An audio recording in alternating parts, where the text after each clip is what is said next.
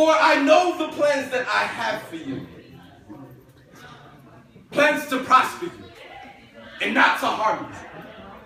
Plans to give you hope and a future. I happen to find it highly ironic that at least one person in this room will sit back in their chair even after hearing those words and say, "Are you sure?"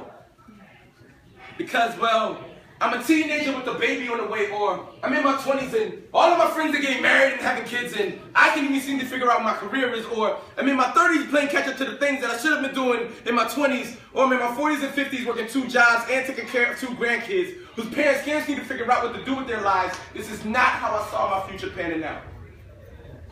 You see, society is imprinted into our systems a certain structure as to how success is given. You graduate high school when you're 18. By the time you're 22, you graduate college when you're 22. By the time you're 25, you're married and you're working on your career, right? By the time you're 30, you're working on your second kid, then you work for 20 years and you retire when you're 50. And then your kids, their kids, and their kids repeat the cycle, ensuring that your last name will forever rhyme a successful legacy. And then you die. You get accepted into heaven on scholarship. You get to mingle with angels, do the Dougie with Jesus, and give that to God on an eternal basis. That type of life sounds dope, doesn't it? I have a question for y'all. What happens when you come to the realization that your plan is not God's plan?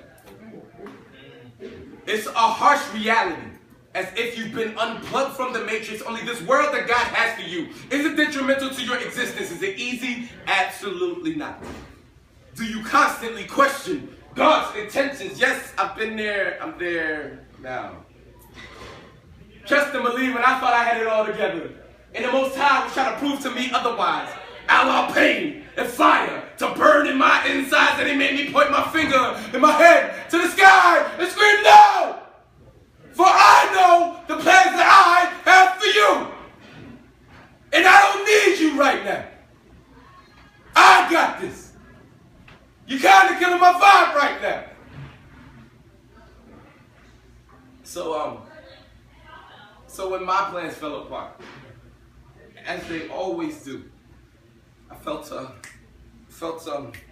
but what's worse than feeling worthless? What's worse than feeling like you have no purpose? I couldn't even look at myself in the mirror. It was just ridiculous until one day I swore it was God Himself that rained down, and He spoke and He said, "I created you for a reason. I placed you in this planet with a purpose. I created you on purpose, with purpose, for purpose. I created you on purpose, with purpose, for purpose. You are not in vain. For the very minute that you were born out of your mother's womb, it was the exact second that I spoke your name. See, I know the plans that I have for you because I wrote them myself. Using my son's blood as ink. You would think I knew what I was doing, dude. My response to that? True. You got that? I stand before you, and you all sit before me, because God has granted us the opportunity to tell us all that we are productions of peace and prosperity. And if we ever want to walk into our destiny, we need to walk with Him, but allow for Him to hold the map.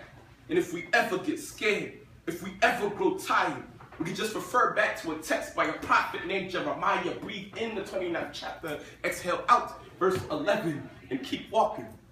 Keep walking like Moses through the Red Sea. Keep walking like Jonah out of the whale. Keep walking like Daniel out of the lion's den. Keep walking, heel, soul, toe, heel, soul, toe. Let your heel strike your enemy in the heart. Let your soul glide past the transgressions of your haters. Let your toe release yourself of your sins. Keep walking. Keep moving with your heads, your hearts, and your eyes fixated to the heavens.